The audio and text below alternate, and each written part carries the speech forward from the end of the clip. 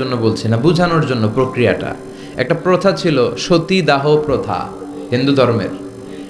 মানে হিন্দুদের কোনো পুরুষ মারা গেলে, স্বামী মারা গেলে শ্মশানে মৃত লাশকে ওরা পোড়ায় না।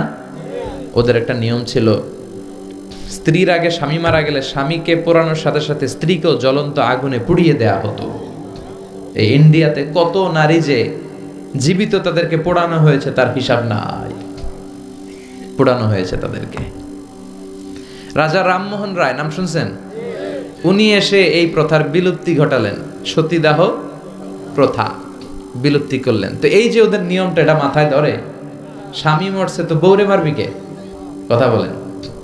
আবার হিন্দু ধর্মের আরেকটা সিস্টেম হচ্ছে, কেউ যদি খাঁটি হিন্দু হইতে চায় তার গরুর পেশাব খাওয়া লাগে, গোমূত্র পান করতে হয়। কি মূত্র? গোমূত্র পান করতে হয়। আচ্ছা, এই যে গরুর পেশাব খাওয়ার এটা কি আপনার রুচিতে যাবে? এটা কি আপনার স্বভাব সুলভ কোনো বিষয়? আমাদের ধর্মে এমন কোনো বিষয় আছে যেটা রুচির সাথে যায় না? সুবহানাল্লাহ পড়বেন না? এটা ফিতরাতি ধর্ম। ফিতরাতাল্লাহিল্লাতী ফাতারান নাসা আলাইহা। এমন ফিতরাতে আল্লাহ এই ধর্মটা দিয়েছেন, যেই ফিতরাতে আল্লাহ মানুষকে বানিয়েছেন। এই ধর্মের কোনো বিষয় পালন করতে মানুষের কষ্ট হয় না। এটা সমাজসম্মত, এটা পরিবেশ সম্মত, এটা স্বাস্থ্যকর একটা ধর্ম। সুবহানাল্লাহ পড়েন। এবং পৃথিবীর যত মানুষ জন্মায় তারা সবাই এই ধর্মের উপর জন্মায়।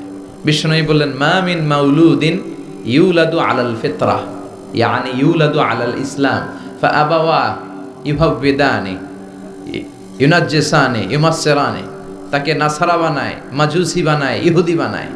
সব বাচ্চারা যখন জন্মায় মুসলমান হয়ে জন্মায়। সুবহানাল্লাহ পড়েন। হিন্দুর ঘরেও যে বাচ্চাটা জন্মায় কি হয়ে জন্মায়? খ্রিস্টানের ঘরে যে জন্মায় কি হয়ে জন্মায়? সুবহানাল্লাহ পড়েন। পরে মা বাবা তারে ইহুদি বানায়, খ্রিস্টান বানায়, নাসারা বানায়। রবের ইন্টেন্সিভ কেয়ারে এই ধর্ম চলে, রবের দেয়া বিধান অনুযায়ী এই ধর্মের গতি চলে। জোরে কোন ঠিক কিনা?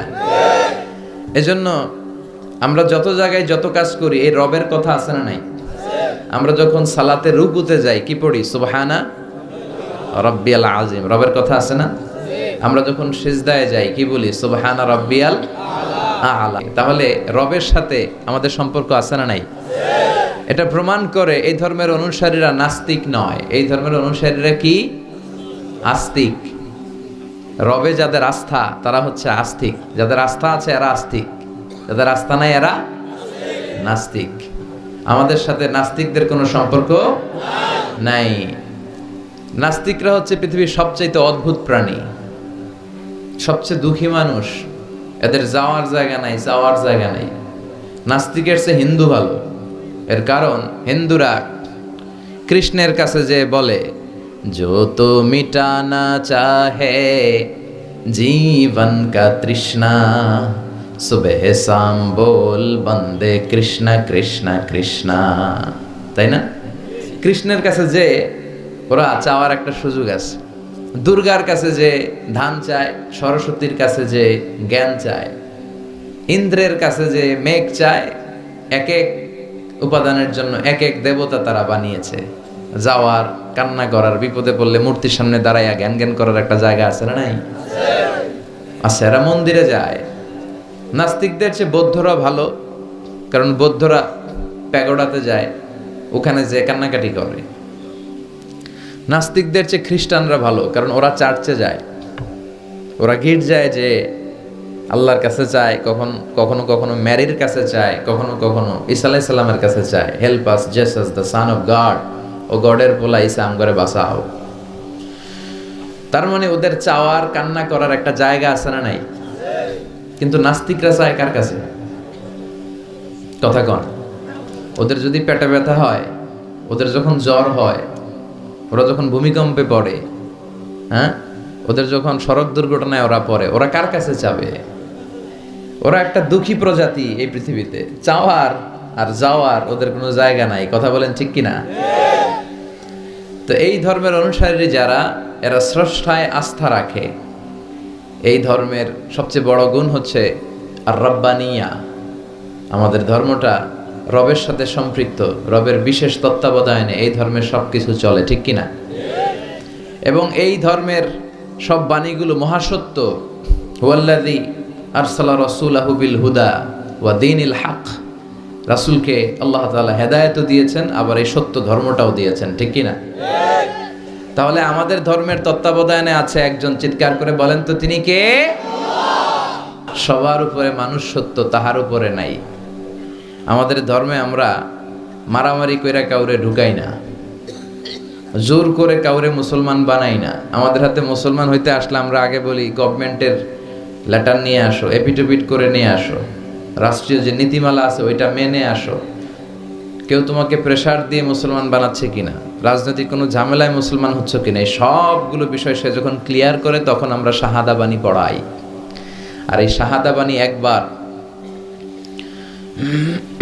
যার হৃদয়ে ছুঁয়ে যায়, তার হৃদয়টারে উজালা করে দেয় কে?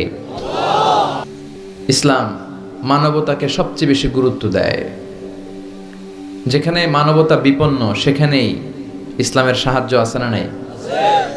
বরিশালে বন্যা হলো, এখান থেকে ত্রাণ নিয়ে গেলেন, আপনি কি যে খুঁজবেন যারা হিন্দু ওদেরকে দিব না, মুসলমানদেরকে ত্রাণের বস্তা দিব? কথা বলেন, এরকম করা যাবে? ইসলাম কি শিখে নেন, ইসলাম কি জেনে নেন, কোন ধর্ম আপনি লালন করেন এটা বুঝে যান। এই ধর্ম মানবতার ধর্ম। আজকে ওরা আমাদেরকে মানবতা শিখায়, যারা হাজার হাজার মানুষকে বোমা মেরে জ্বালিয়ে দিতে দ্বিধাবোধ করে না। ওরা আমাদেরকে গণতন্ত্র শিখাতে আসে, মানবাধিকার শিখাতে আসে। তোমাদের মতো জঙ্গিদের মুখে মানবতার কথা মানায় না। মানবতা তো শিখিয়েছে ইসলাম, মানবতা শিখিয়েছে বিশ্বনবী। ইউনিভার্সাল রিলিজিয়ন, এই ধর্মের মালিকানা সবার নাকি শুধু আমাদের? এই ইসলাম এটা হিন্দুদেরও ধর্ম, ও মানে না, আমি কি করব? কথা কন। এটা খ্রিস্টানদেরও ধর্ম, এটা বৌদ্ধদেরও ধর্ম, এটা অগ্নি উপাসকদেরও ধর্ম, এটা সবার ধর্ম। ও মানে না তো আমি কি করব? এটা তো ওরও ধর্ম। এই ধর্মের রাস্তা সবার জন্য খোলা। সুবহানাল্লাহ কইবেন না?